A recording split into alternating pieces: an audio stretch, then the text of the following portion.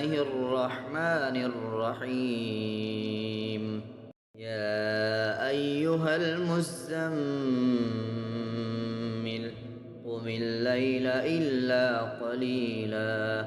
نصفه أو انقص منه قليلا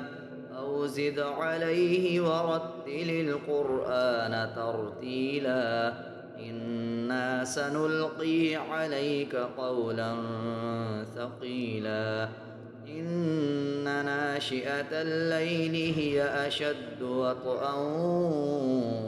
وأقوم قيلا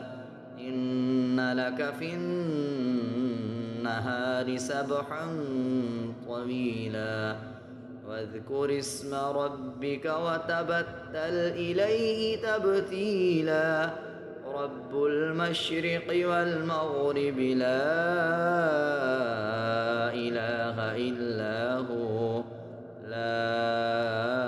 إله إلا هو فاتخذه وكيلا واصبر على ما يقولون واهجرهم هجرا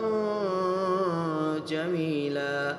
وذرني والمكذبين أولي النعمة ومهلهم قليلا إن لدينا أنكالا وجحيما وطعاما ذا غصة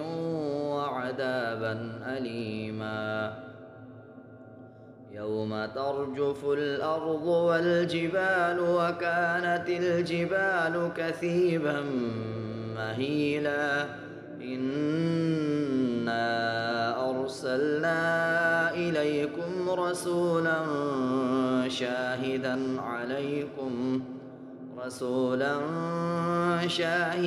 عليكم كما أرسلنا إلى فرعون رسولا فعصى فرعون الرسول فأخذناه أخذا وبيلا فكيف تتقون إن كفرتم يوما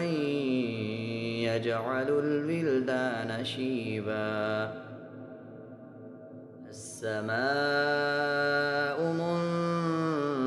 منفطر به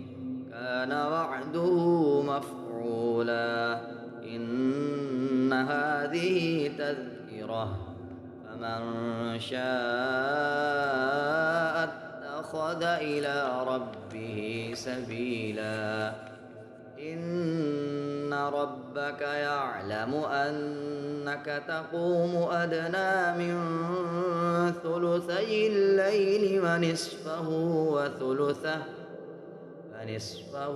وثلثه وطائفة من الذين معك الله يقدر الليل والنهار علم أن لن تحصوه فتاب عليكم فاقرؤوا ما تيسر من القرآن